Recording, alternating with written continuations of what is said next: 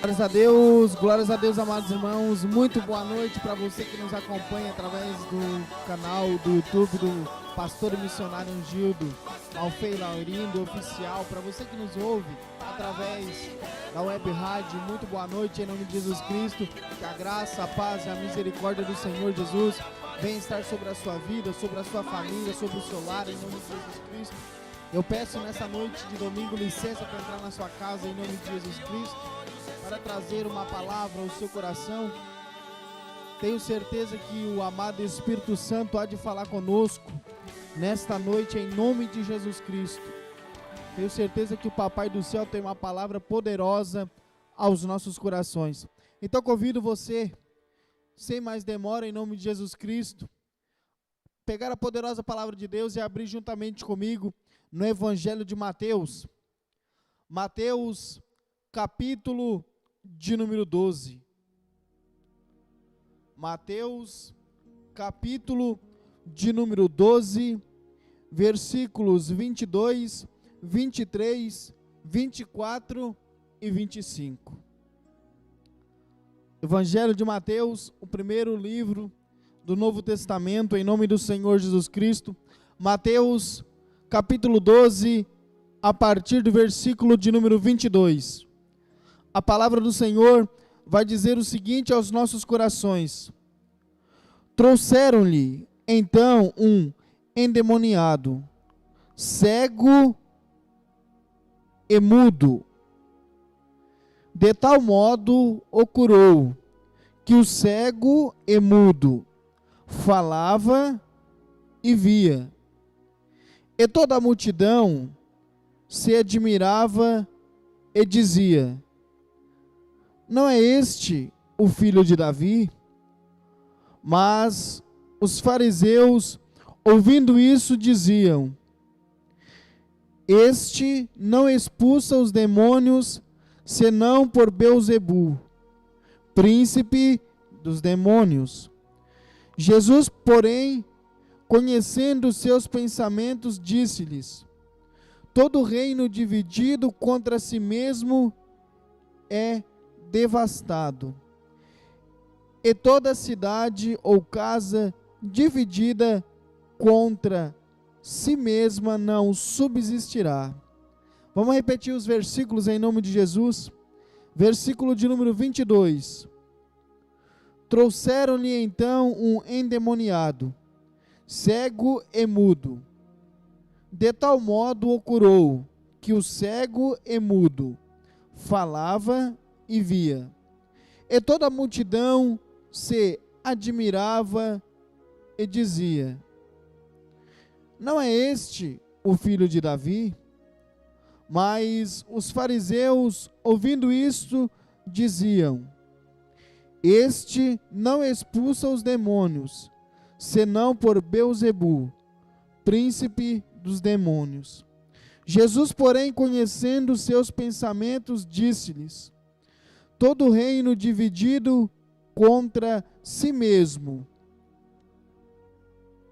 é devastado, e toda cidade ou casa dividida contra si mesmo não subsistirá. Então vemos aqui Jesus Cristo, a palavra de Deus, relatando algo que aconteceu com Jesus Cristo de Nazaré. Mais um dos seus milagres, mais um dos milagres registrado na Bíblia Sagrada. Só o que me chama a atenção é o que diz a epígrafe do texto. Ela vai dizer: a blasfêmia dos fariseus. Aqui vemos a Bíblia dizendo algo aos nossos corações, que os fariseus blasfemavam de Jesus Cristo. E vemos aqui os versículos que foi trazido alguém a Jesus Cristo. E esse alguém, essa pessoa, ele era cego e mudo. Então eu quero trazer algo aos nossos corações debaixo do tema: os cegos e os mudos dentro da igreja. Mas o que tem a ver, irmão Dudu, esses versículos que ora lemos com a igreja? No contexto, Jesus Cristo vai falar de 2 tipos de casa. Preste bem atenção, é fundamental você compreender isso, que eu vou trazer ao seu coração agora. No contexto, quando fala sobre as blasfêmias dos fariseus, Jesus fala de 2 tipos de casa para nós. A casa como parede, a casa parede e a casa como pessoas. E a Bíblia está recheada de passagens que também dizem o mesmo. Em algum texto vai trazer que a casa é literalmente uma casa de parede. Mas em outro texto a tradução vai trazer a mesma palavra casa, só que o significado são pessoas. Me dá um exemplo, irmão Dudu, para mim entender, para mim ver que o que tu está falando é verdade. Nós vemos em Atos capítulo de número 10, que Pedro chega na casa de Cornélio, e ali Cornélio estava reunido com seus amigos, com seus parentes mais chegados. Mas tem outra passagem, que vai mostrar que a tradução diz casa, mas está se dirigindo a uma pessoa. Aonde, irmão Dudu? Quando Jesus Cristo chega até Zaqueu. A Bíblia diz que Jesus fala para Zaqueu: hoje chegou salvação a esta casa. Só que a gente sabe que Jesus não veio salvar paredes. Quer mais uma base bíblica? João, capítulo de número 14, versículo de número 23. Jesus vai dizer: se alguém me ama, guardará a minha palavra, o meu Pai o amará, e nós viemos a Ele e faremos nele morada. Então, nesta noite é fundamental a gente ter essa percepção bíblica, que no contexto Jesus vai falar de 2 tipos de casa: a casa como parede e a casa como pessoas. E aí, sabe o que é mais interessante? É que infelizmente, hoje, existem esses cegos e esses mudos dentro da casa de oração. Existe dentro das denominações os cegos e os mudos. E hoje a gente vai ver um pouquinho mais sobre a característica dessas pessoas. Então vamos começar. Como eu sempre gosto de fazer, vamos pegar versículo por versículo, para que a gente venha, em nome de Jesus Cristo, reter, tirar o que é bom. A palavra de Deus sempre tem algo bom aos nossos corações. A gente sempre consegue aprender um pouquinho mais com a palavra de Deus, quando somos guiados pelo Espírito Santo. Então vamos reler o versículo de número 22. E aqui, somente nesse versículo aqui, a gente consegue tirar muitas pérolas para o nosso coração. Trouxeram-lhe então um endemoniado, cego e mudo. De tal modo o curou, que o cego e mudo falava e via. Olha só que tem algo interessante, é a primeira palavra desse versículo: trouxeram alguém para Jesus.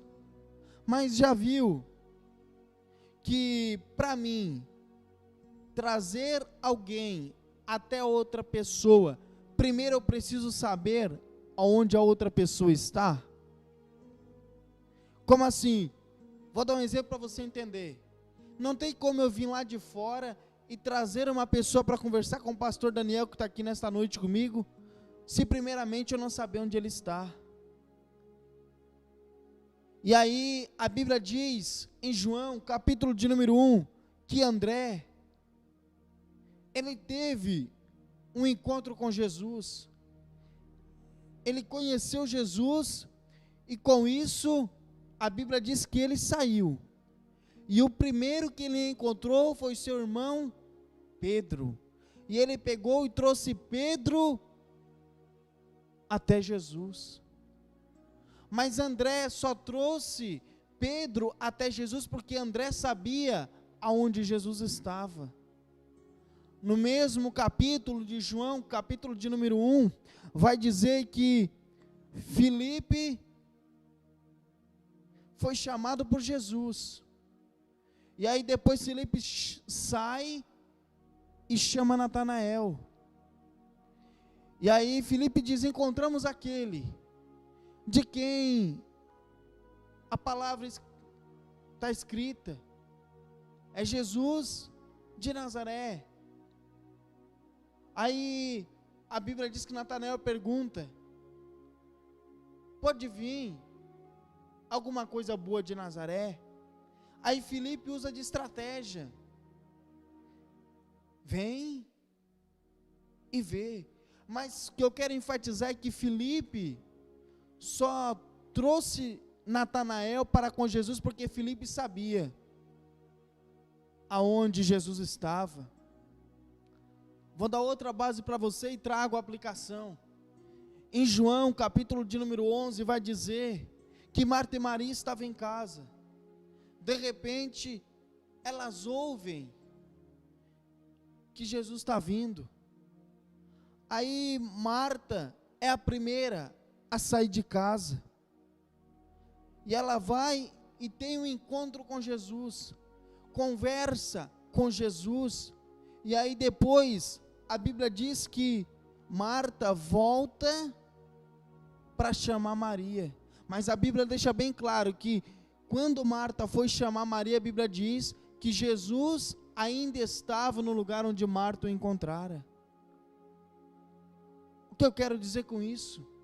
Primeira coisa, a Marta não ficou apegada se Maria ia até Jesus ou não.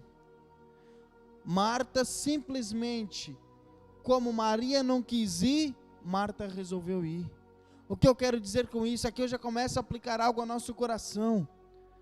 E quantas vezes a gente não vem buscar a presença do Senhor, porque fica pegado naqueles que estão conosco em casa, que não querem o Senhor.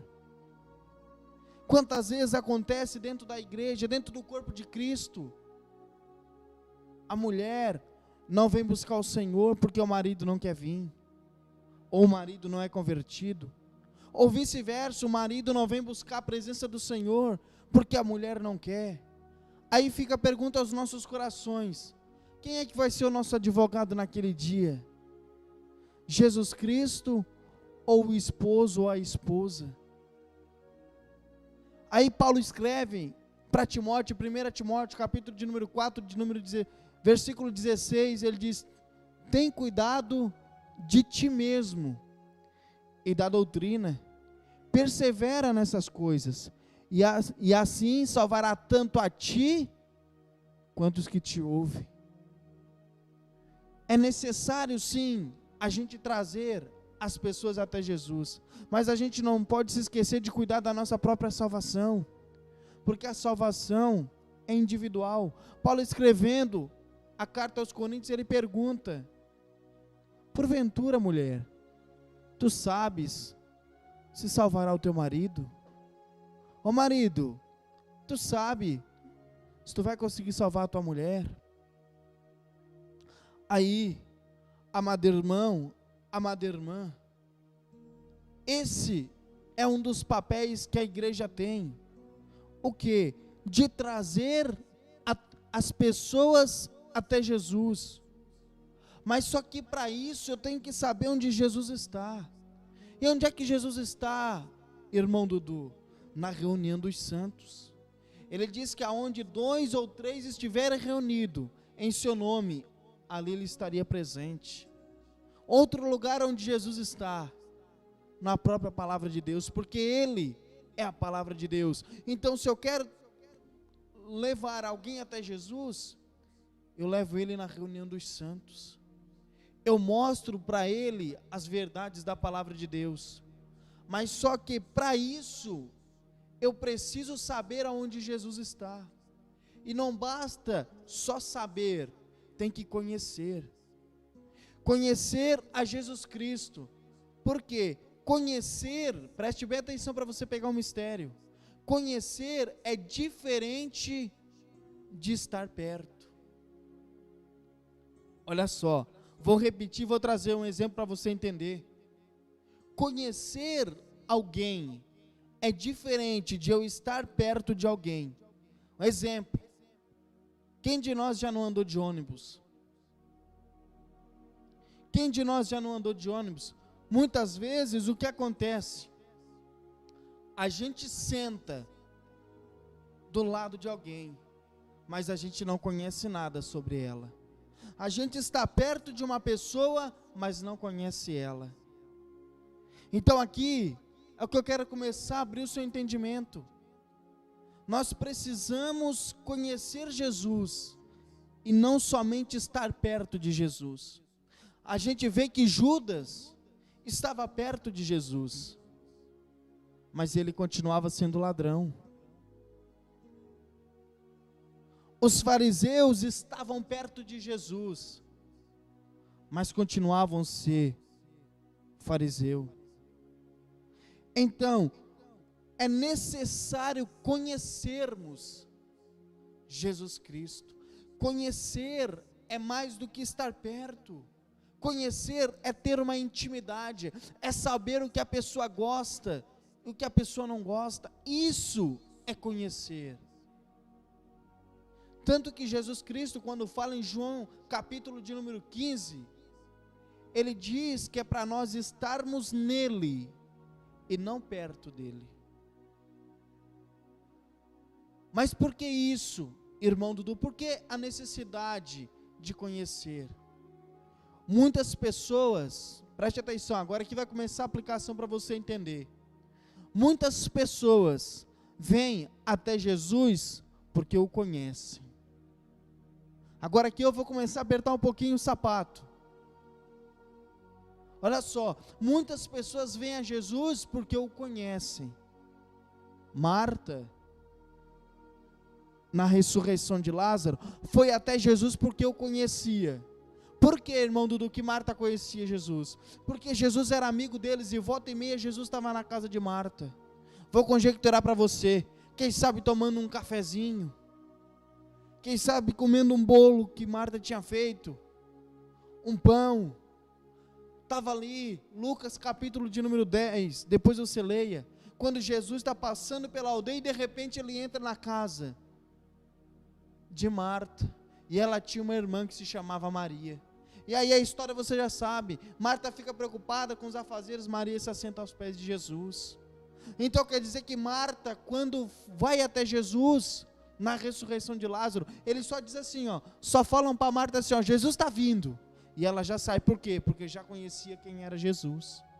Então muitas pessoas vêm porque conhecem a Jesus. Mas aí tem também aquelas pessoas que vêm até Jesus por quê, irmão Dudu? Curiosidade.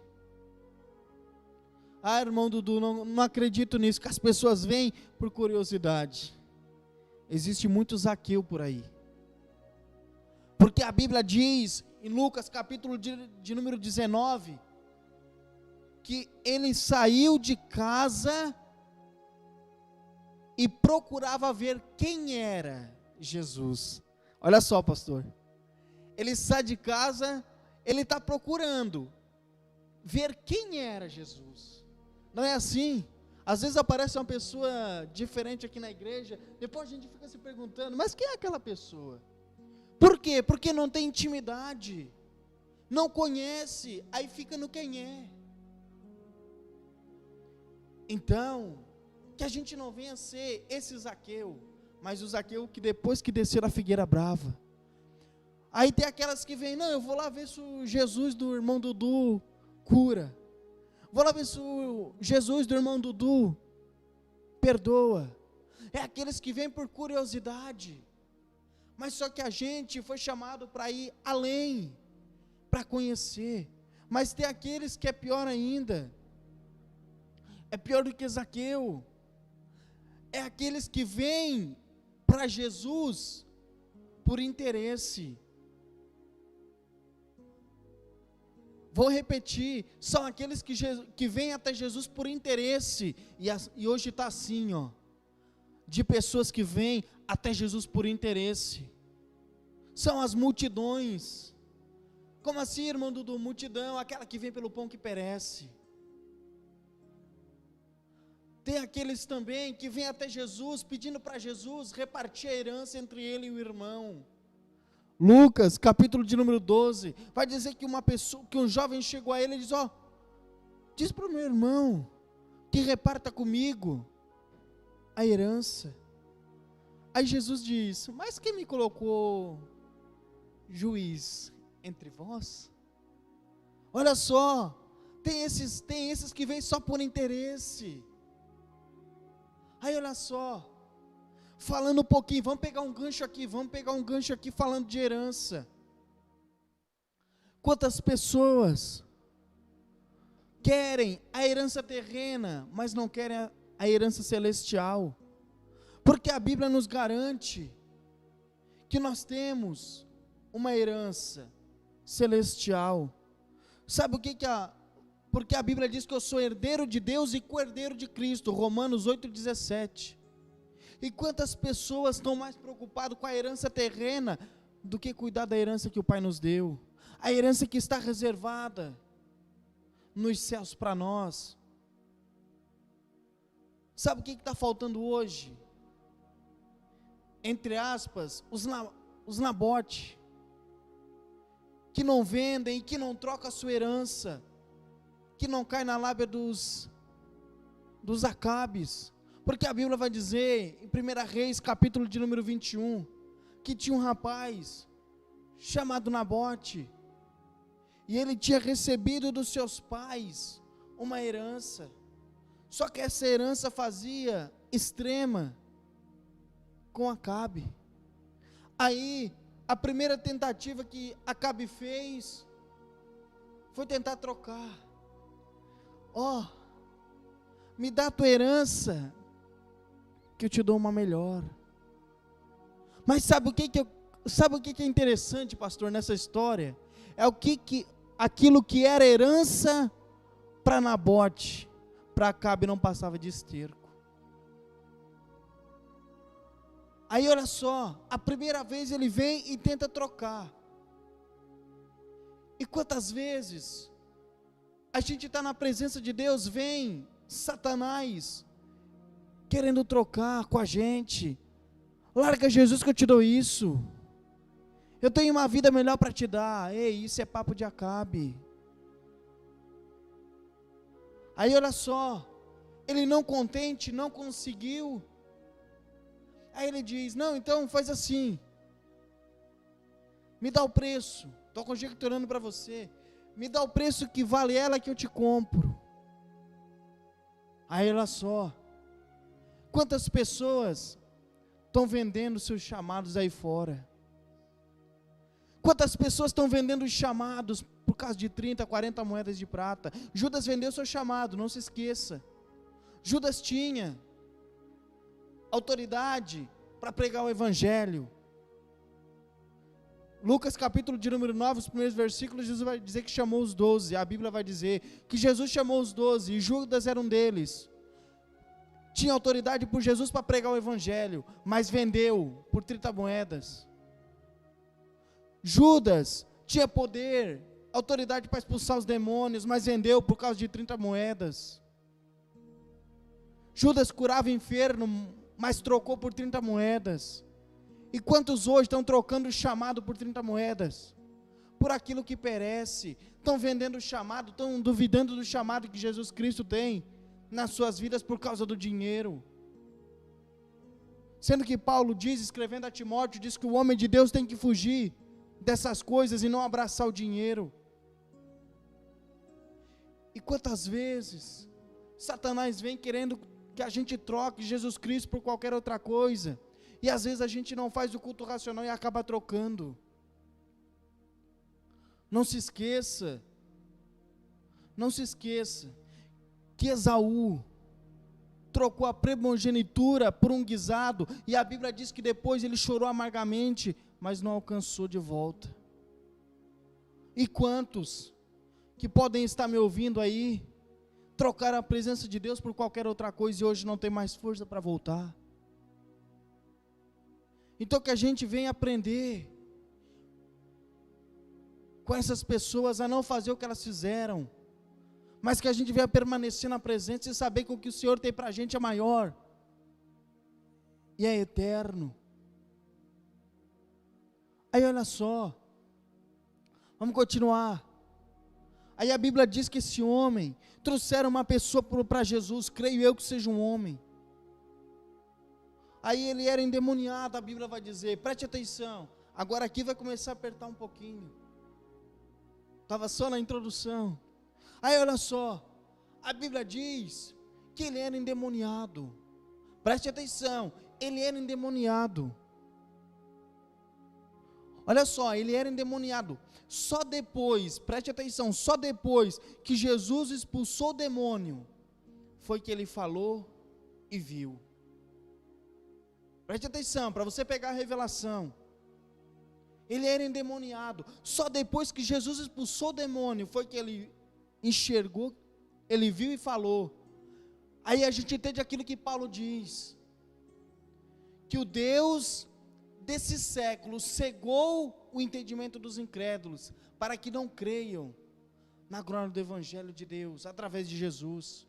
O que eu quero dizer com isso? Por que existem pessoas cegas e mudas dentro das igrejas?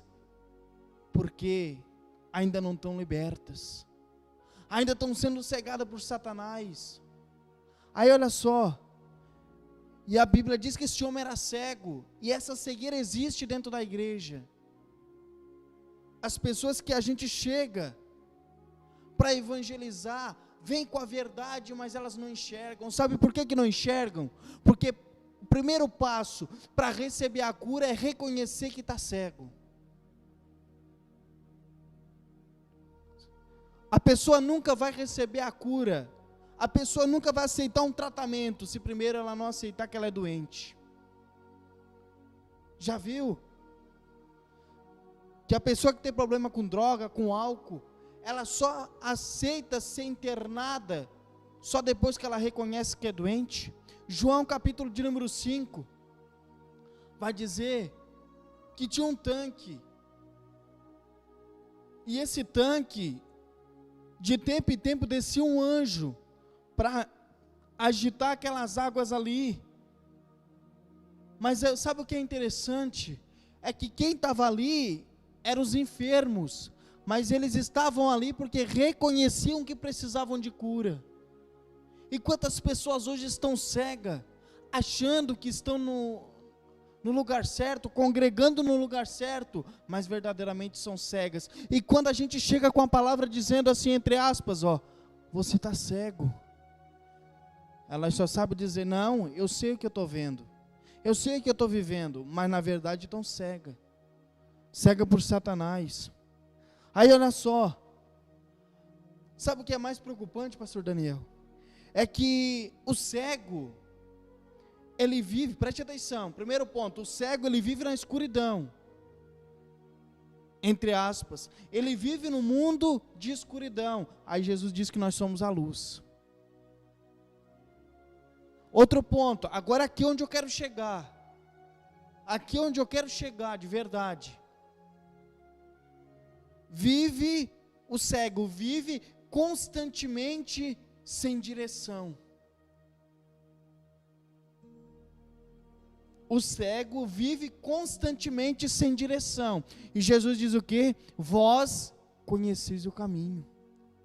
Aí olha só, como eu falei no início, no contexto, Jesus fala de casa. Preste atenção, ainda falando do cego, daqui a pouco a gente chega nos mudos. Olha só, no contexto, Jesus fala de casa. Agora eu estou me referindo à casa, à parede, e congregação. Olha só, no contexto, Jesus fala de casa. Dentro de casa, com o passar do tempo, o cego se acostuma e a cegueira já não incomoda mais. Olha só, vou repetir e trago a revelação. No contexto, Jesus fala de casa. E a gente sabe que dentro da casa, com o passar do tempo, o cego que mora na casa, ele se acostuma. E a cegueira já não incomoda.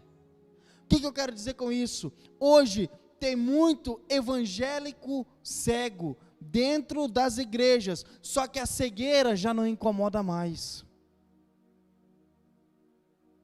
Veja bem o termo que eu usei evangélicos, porque a gente tem que fazer separação, evangélico e cristão. Então hoje tem muitos evangélicos cegos dentro das igrejas, que a cegueira já não incomoda mais. Já está tanto tempo ali dentro daquela denominação, cego, que já não se incomoda mais. Aí eles usam aquele ditado, pastor: eu nasci nessa, vou morrer nessa. A desculpa do cego é assim. Só que aí, olha só, existe dois tipos de cego, para você entender. Existe o cego que ainda não conheceu Jesus. Quer dizer, não conheceu a verdade, então ele continua cego. Aí existe o cego que conhece a verdade, mas quer viver no erro. Olha só, tem pessoas, eu tenho ciência disso, que tem pessoas que estão dentro de igrejas que pregam o falso evangelho, porque ainda não conheceram o verdadeiro evangelho de Cristo. Mas tem aqueles que já ouviram a verdade, mas querem viver o erro. Então existem dois tipos de cego. Nenhum cego, preste atenção, nenhum cego que se encontrou com Jesus, depois do encontro ele continuou cego. É forte. Quem sabe aí do outro lado tem algum cego espiritual me ouvindo. Nessa noite Jesus quer abrir os teus olhos. Mas depois que Jesus abriu os teus olhos, não é para continuar sentado na beira do caminho, segurando a capa. É para você seguir Jesus pelo caminho e glorificando a Deus ainda. E quantos que já conheceram a verdade, mas querem continuar na beira do caminho, segurando a capa debaixo do braço? Os Bartimeu antes de Jesus. Então nessa noite Jesus quer te abrir os olhos para você caminhar pelo caminho. E se a palavra está falando com você, saia da onde você está. Se aí onde você está pregando o falso evangelho, saia daí, para você não morrer espiritualmente. Aí olha só, os cegos que conhecem a verdade, mas continuam no erro, já aprendeu com a palavra de Deus que não pode misturar evangelho e política, e fica dentro das igrejas que o político está em cima do altar. Outro exemplo, já aprendeu sobre o dízimo, que o dízimo não vale para os nossos dias, e está dentro de uma igreja que prega o dízimo. Campanhas, envelopes, sabe que é errado, mas não sai dali, continua ali para ver onde é que você vai parar. Aí olha só, agora já falei um pouquinho com os cegos, agora vamos falar um pouquinho com os mudos. Mas eu creio, pastor Daniel, que o mudo é pior do que o cego. Olha só, por quê? Nem todo mundo que é mudo também é cego. Preste atenção, quem é o mudo? E existe mudo dentro da igreja, amém? Só para relatar, só para afirmar o tema, amém? Por que existe mudos dentro da igreja? São aqueles que conhecem a palavra, mas não falam. Aqui agora eu vou apertar um pouquinho mais o sapato. São aqueles que conhecem a verdade, mas não falam. Esses são os mudos espirituais. Aqueles que têm uma mordaça espiritual que não consegue falar a palavra de Deus. Aí Paulo tem um recadinho para esses tipos de pessoas. Está em 2 Timóteo capítulo 2 e versículo de número 9, que Paulo diz que ele está preso, mas a palavra de Deus não está presa. E quantos mudos espirituais deixam de pregar a palavra? Já viu, pastor Daniel? Não prega a palavra, não fala da palavra, mas fala mal da vida do irmão. Não prega a palavra para ninguém, mas só sabe falar da vida do irmão. Aí Tiago diz algo para essas pessoas. Tiago capítulo 3 e versículo de número 9. Não tem como, com a nossa boca, nós bendizermos a Deus e amaldiçoarmos o homem que é a sua imagem.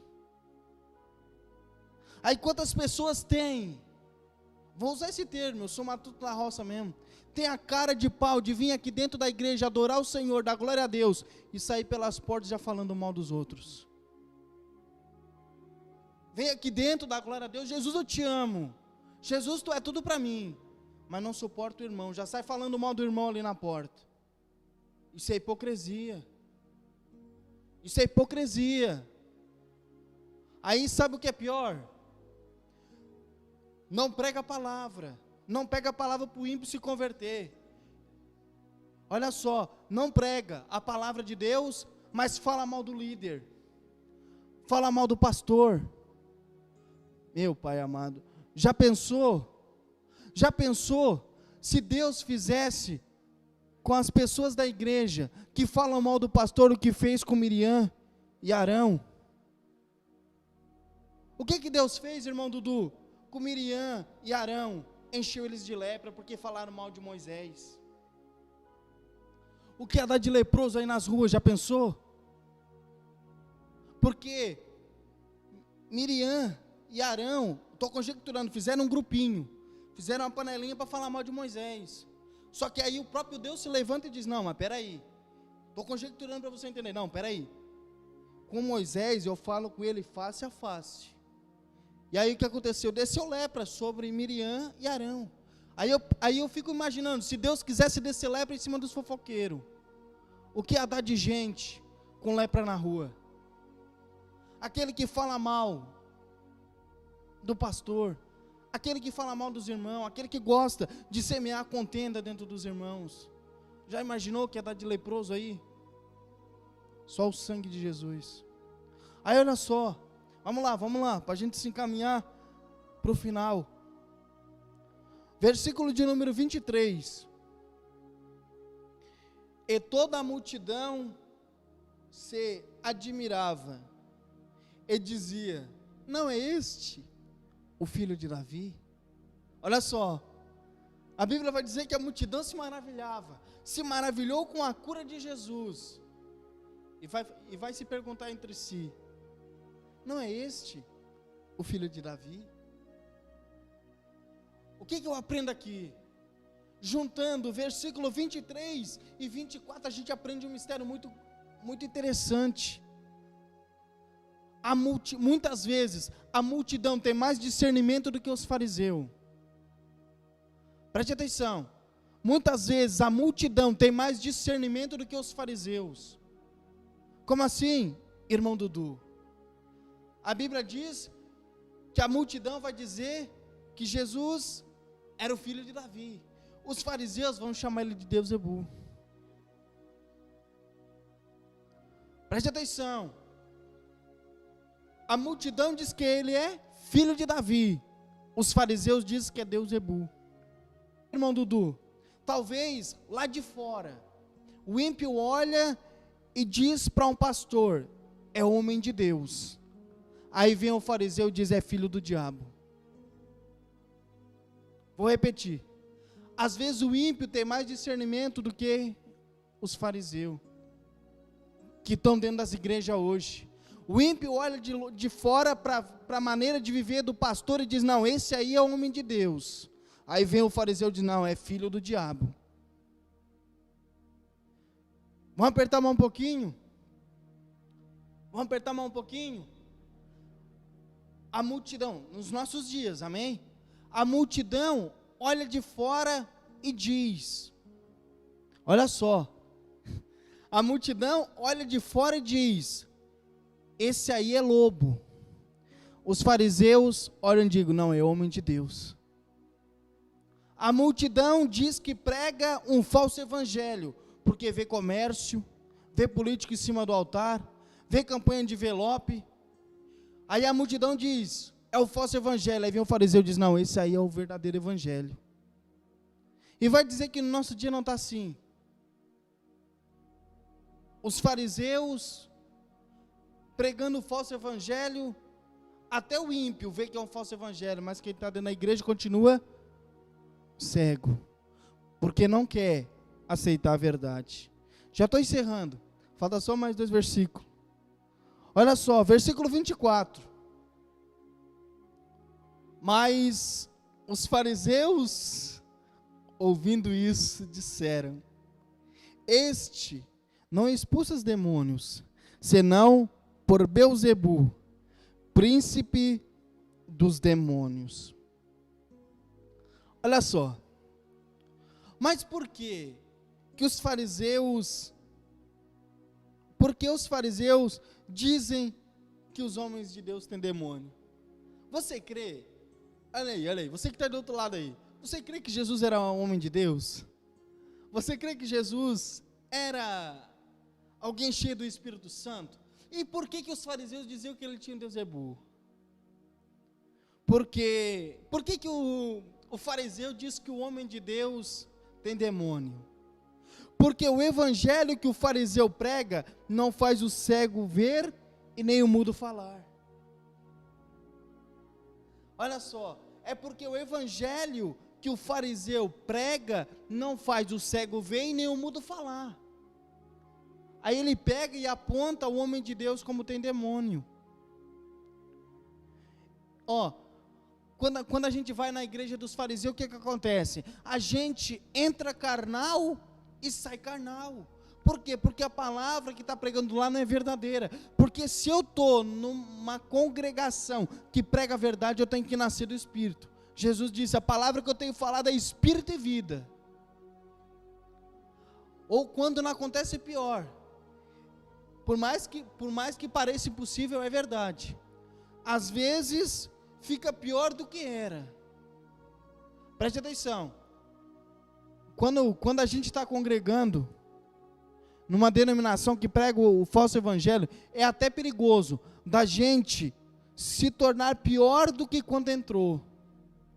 Por quê? Eu creio que o seu pai, que a sua mãe deve ter ensinado para você, como a minha mãe e meu pai me ensinaram, que bater nos outros é errado. Olha só, preste atenção. Né, pastor? A gente que é um pouquinho mais velho, a gente aprendeu com nossos pais, não pode bater no próximo. Aí vem os lobos da teologia da paulada. Então, a pessoa se tornou pior do que era. Por quê? Porque está seguindo um fariseu. Aí, a gente aprendeu com os nossos pais, mesmo no mundo, dizendo: não é bom que tu beba, não beba. Não bebe. Só faz mal, só destrói a família. Aí vem os falsos profetas, os fariseus com a teologia do gole, e a pessoa se torna pior do que quando era no mundo. Então não é heresia, é Bíblia. Já viu? É por isso que os fariseus ficam doidos com os homens de Deus. É porque o evangelho que o fariseu prega não cura, espiritualmente falando, não restaura, espiritualmente falando, não produz vida, espiritualmente falando. É por isso que o fariseu persegue tanto os homens de Deus. Aí é mais fácil dizer que tem demônio, mas só que tem um porém.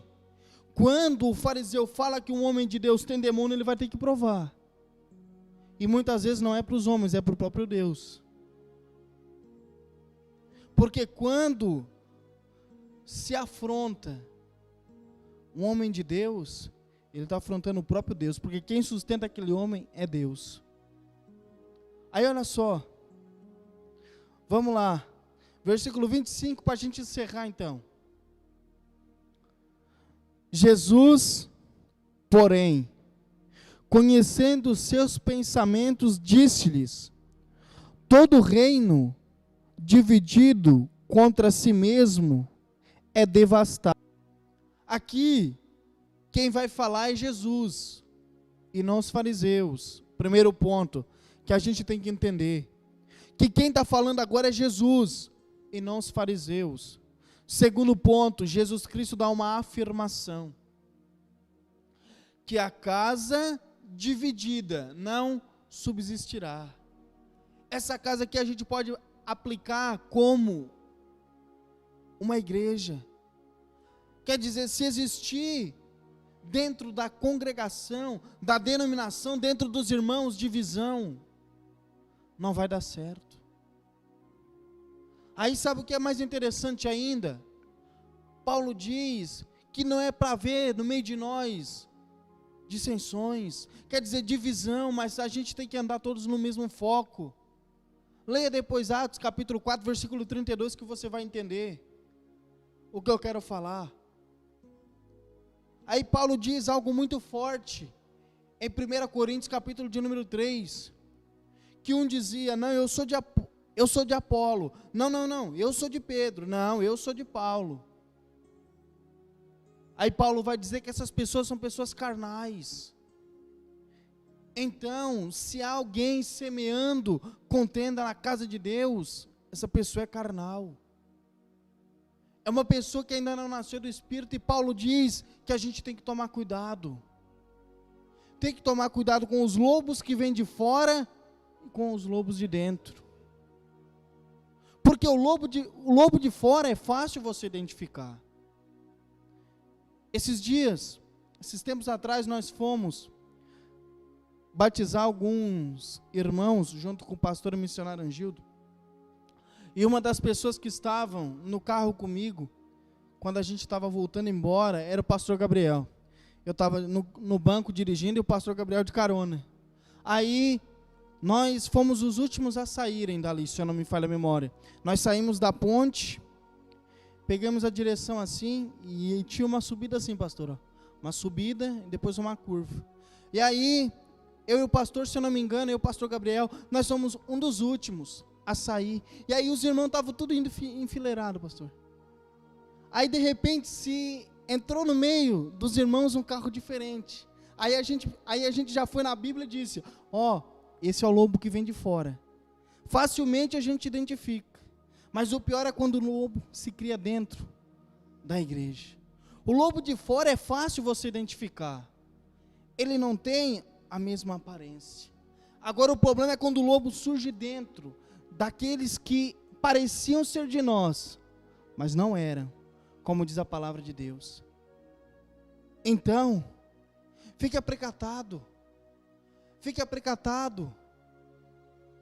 Ei, que você não venha mais ser um cego e nem mudo. Se Jesus Cristo te revelou a palavra, pregue.